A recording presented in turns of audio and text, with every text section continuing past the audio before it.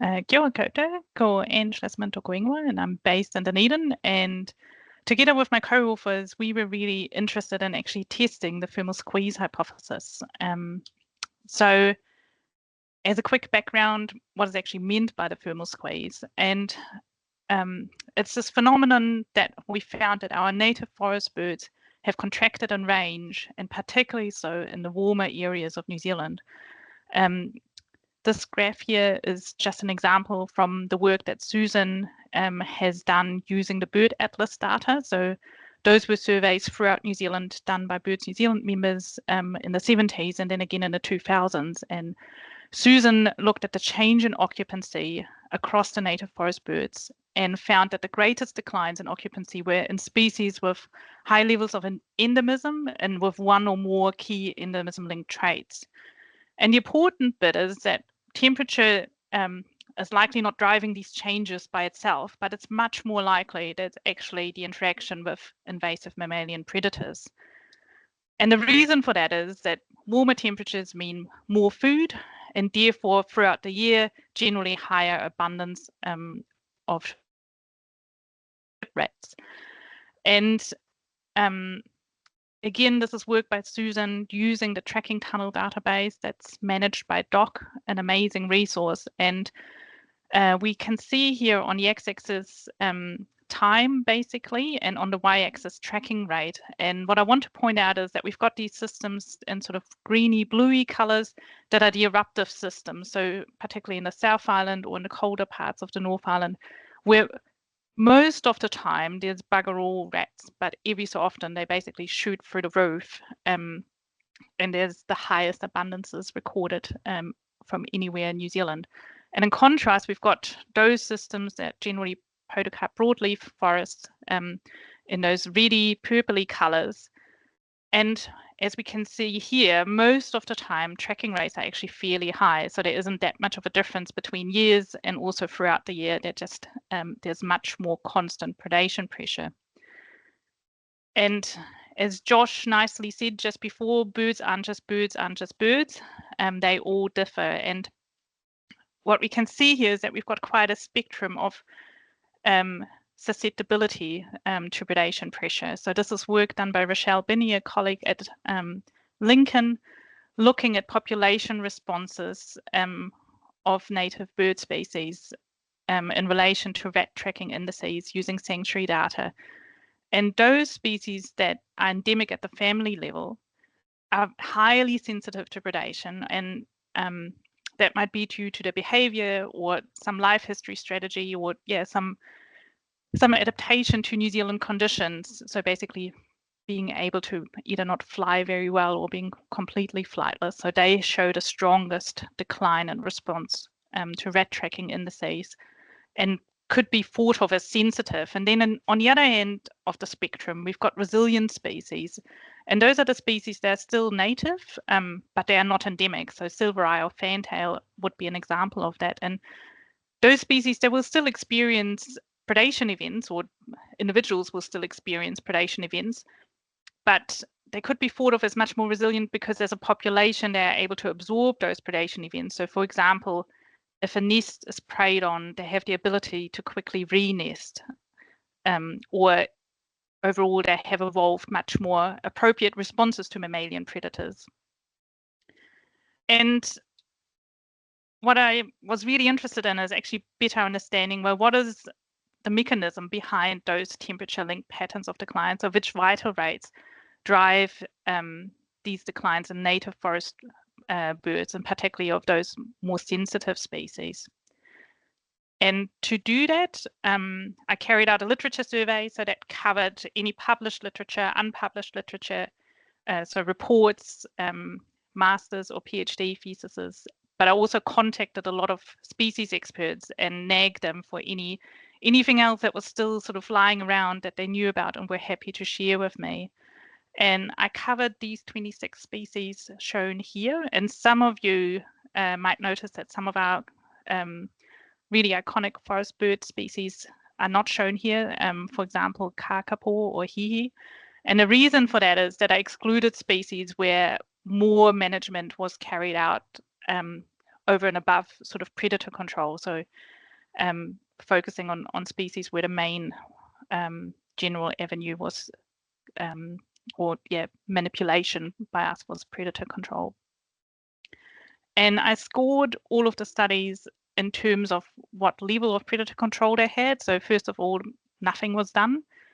Second, some form of predator suppression occurred. So that could have been poisoning and or trapping, and it needed to target stoats, possums, or ship-rats, or all of them together. But one of those needed to be included. And it could be any form of continuous predator suppression or intermittent. So for example, in response to a mast. I initially hoped that I could actually dive much more into the detail of all the different versions of predator suppression and tease a bit more out that intensity, but unfortunately there wasn't enough data to really get at that, so they got lumped together. And then you might say the gold standard mammal eradication, so those were sites where there was an attempted removal of all invasive mammals. So islands such as Tiri Matangi or ring-fenced sanctuaries such as Mangatotiri would be in that category.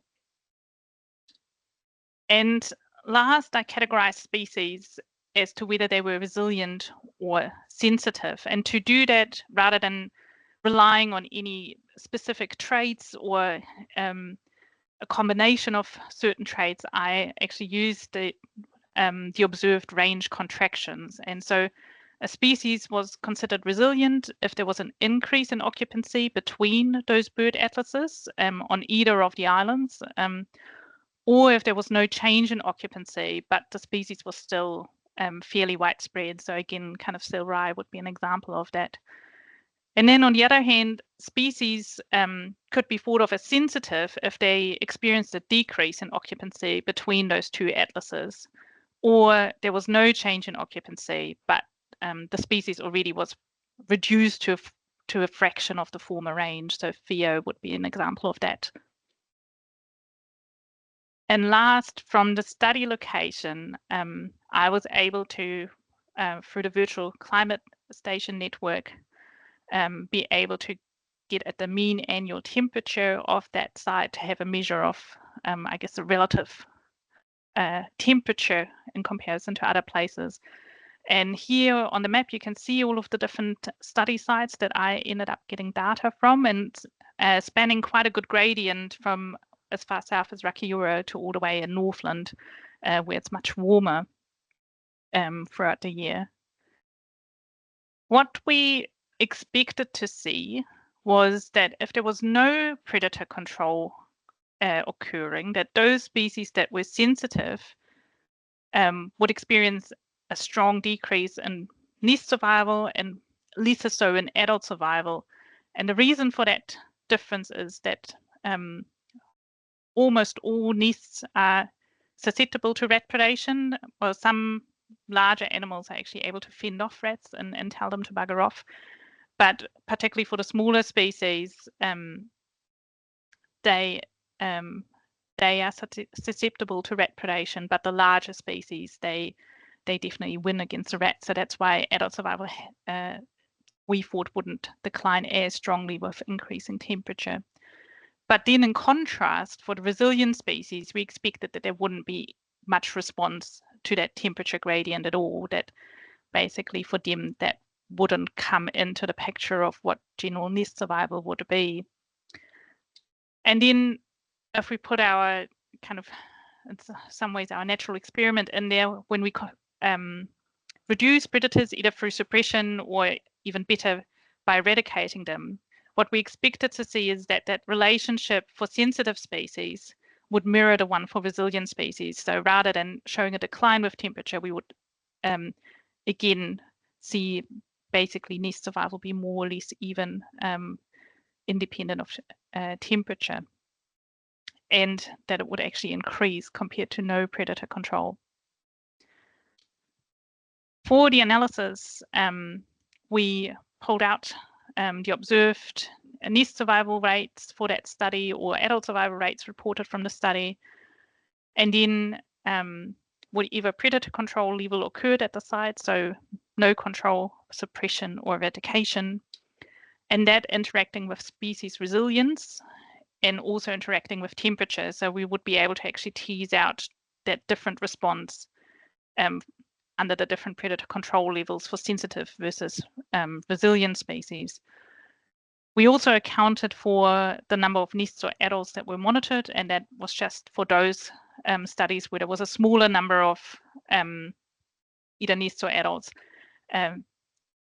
They could have been more affected by bias of just a handful of nests failing, whereas in a larger sample size that would have played into it less. Also, we accounted for phylogenetic relatedness, and that is because species that are closely related would likely have similar life history strategies, and therefore it's reasonable to expect that they would also experience similar survival rates. And last, we accounted for wherever the study occurred, just for anything else that was going on at the site, the kind of forest structure or anything else that was not captured by anything else. So what we found really amounts to years and years of groveling through forests and traipsing up rivers, getting stiff necks looking high up into trees. So across the 26 species, we found records for over 5,500 nests and over 10,000 adults. So a huge amount of effort, and I really want to thank all of those people that are doing the field work and following those birds around and keeping track of them, but also those people that are recording those results and putting them in reports or publishing the results, because it's a huge resource and a huge amount of effort. And in terms of our actual response variable, what that meant is that we had about almost double of the number of nest survival compared to adult survival. And John Innes yesterday alluded a little bit to that. The reason for that is that nests luckily don't move, but adult birds do, so it's much harder to actually keep on top of adult survival. But as we've seen or just heard, hugely important. And now onto the meat of the result. And so first, what we found is under no predator control for nest survival, there was only a very weak influence of temperature on the nest survival of sensitive species. So that was not really strongly supporting our initial prediction. We did find that for resilient species, there wasn't much of a relationship, but nevertheless, overall, that didn't strongly support what we expected. In concordance with our prediction, predator suppression and eradication didn't lead to a relationship between temperature and nest survival. But probably much more important, I think, is that we were able to show that across the board, predator suppression and eradication both increased nest survival. So that is hugely important. Second, for adult survival, we actually didn't have enough data for resilient species on adult survival. And so we excluded the term on species resilience in the model and only analyzed the sensitive species. And again, for the sensitive species, what we found is that there was no influence of temperature on adult survival. So there wasn't a strong negative trend shown. And again, with predator suppression and eradication, there was also no influence of temperature on adult survival.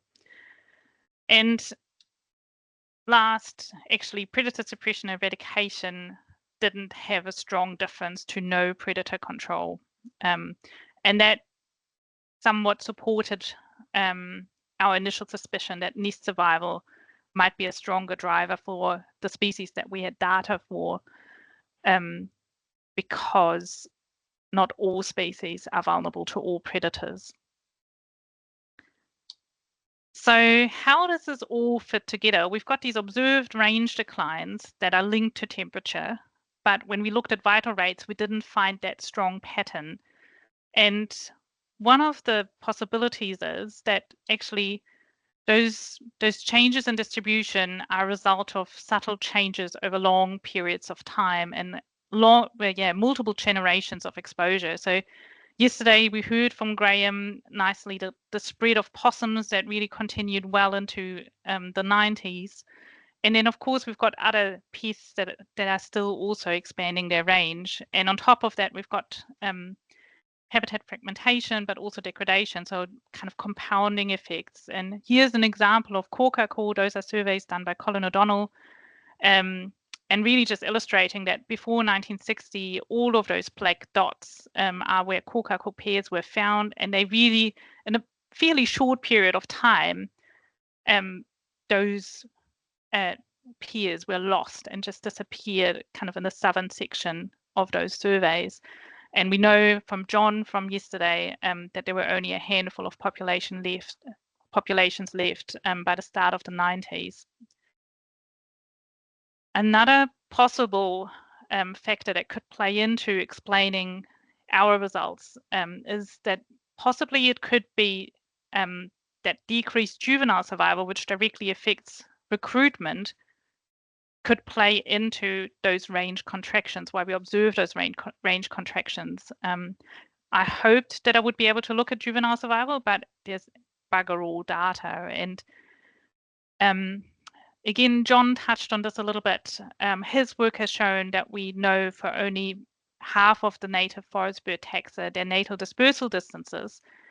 And of course, dispersal and survival are completely linked for young birds, because it's really hard to distinguish otherwise. Has a bird buggered off, or has it actually died?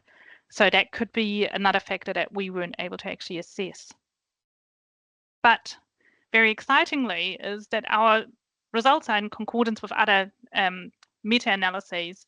And so here's a graph from Nairi Fee looking again at population responses of forest birds across different levels of predator control. And the green bars show species that showed increases, the blue bars are decreases. And what we can see is with the high intensity mammal control, we have the largest number of species that are benefiting. And that mirrors our results for the nest survival, that increases are strongest under eradication.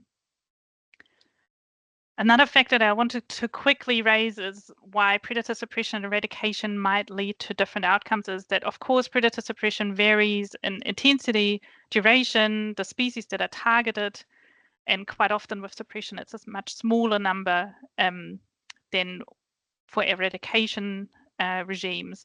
Then, of course, the agency that is carrying out the control, so it might be osprey where possums are the focus, and for possibly different motivations rather than depending on whether it's a community group or a DOC. And then inevitably, all predator suppression leaves some animals behind. And those animals that are left behind, there's of course interactions between the different predators. I haven't even tried to put mice or cats or anything into this picture, but they can lead to also unintended consequences.